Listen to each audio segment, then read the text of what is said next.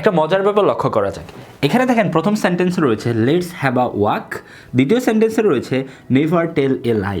এখানে যে ওয়াকের আগে এ বসেছে, লাইয়ের আগে যে এ বসেছে, এরকম আর কোন কোন ক্ষেত্র রয়েছে যেগুলোর আগে অটোমেটিক্যালি, দ্যাট মিন্স আমরা যে রেডিমেড ইউজটা শিখছি, রেডিমেডভাবে এ বসে থাকবে, এই ভিডিওটাতে আপনি সেটাই জানতে পারবেন।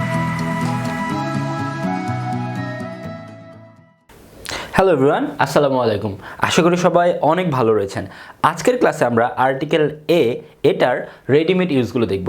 রেডিমেড ইউজ বলতে বোঝাচ্ছি যেসব ওয়ার্ডের আগে আর্টিকেল এ অটোমেটিক্যালি বসে থাকে। তো ক্লাসটা শুরু করা যাক। এখানে দেখেন 10টা ওয়ার্ড রয়েছে যে ওয়ার্ডগুলোর আগে আর্টিকেল এ এটা অটোমেটিক্যালি বসে থাকবে। যেমন এখানে রয়েছে, প্রথমে রয়েছে ড্যাশ ডিলেমা, এটা হবে হচ্ছে এ ডিলেমা। আমরা একটু পরে উদাহরণ দেব, উদাহরণ সহ আমরা বুঝবো। তারপর ড্যাশ নাটশেল, এখানে হচ্ছে আ নাটশেল।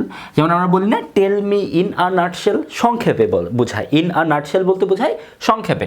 তারপর হচ্ছে ড্যাশ লাই, আমরা বলি যে নেভার টেল এ লাই। তারপর হচ্ছে ড্যাশ নয়েস, এ নয়েস।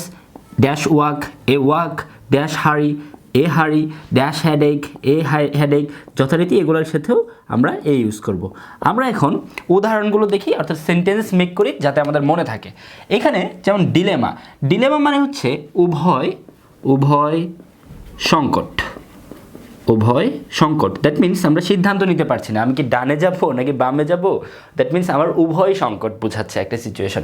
তাহলে এটা আমরা একটা সেন্টেন্স লিখতে পারি, আই অ্যাম ইন, সাপোজ এখানে ড্যাশ রয়েছে, dash dilemma. That's why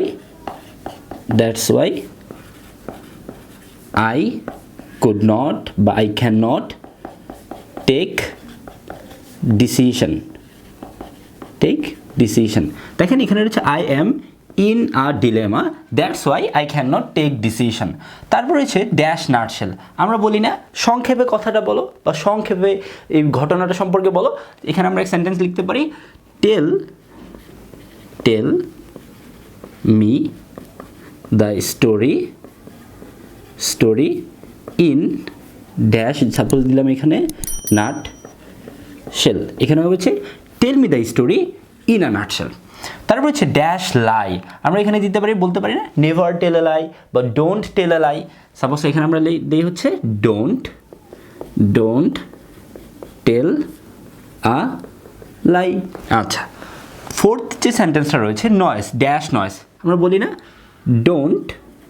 don't make a noise, don't make a noise. তারপর হচ্ছে 5 নম্বর ড্যাশ ওয়াক, এ ওয়াক, আমরা বলি না লেটস হ্যাভ আ ওয়াক। আমরা যখন কাউকে কোনো প্রপোজাল দিই যে চলো একটু হেঁটে আসি, তখন আমরা কীভাবে বলি লেটস হ্যাভ আ ওয়াক। তারপরে ষষ্ঠ যে সেন্টেন্সটা রয়েছে এখানে রয়েছে ড্যাশ হারি, এখানে হবে এ হারি, আমরা বলি না আই অ্যাম ইন আ হারি, আমি খুব তাড়াহুড়ার মধ্যে আছি, বুঝাতে আমরা বলি হচ্ছে আই অ্যাম ইন আ হারি। তারপর হচ্ছে ড্যাশ হ্যাডেক, কী হবে এই হ্যাডেক, যেমন I have a bad headache, that means এই হ্যাডেকের আগে সবসময় আর্টিকেল এ বসে থাকে। তারপর হচ্ছে ড্যাশ টক, আমরা বলি না যে চলো একটু ডিসকাস করি বা আলাপ আলোচনা করি, তখন হয় হচ্ছে লেটস হ্যাভ আ টক। তারপর হচ্ছে 9 নম্বরে রয়েছে ড্যাশ ভিজিট, আমরা বলি না চলো একটু ভ্রমণ করে আসি বা পরিদর্শন করে আসি, ভ্রমণ অর্থে না পরিদর্শন করার অর্থে ব্যবহৃত হয়। যেমন আমরা বলি লেটস হ্যাভ আ ভিজিট।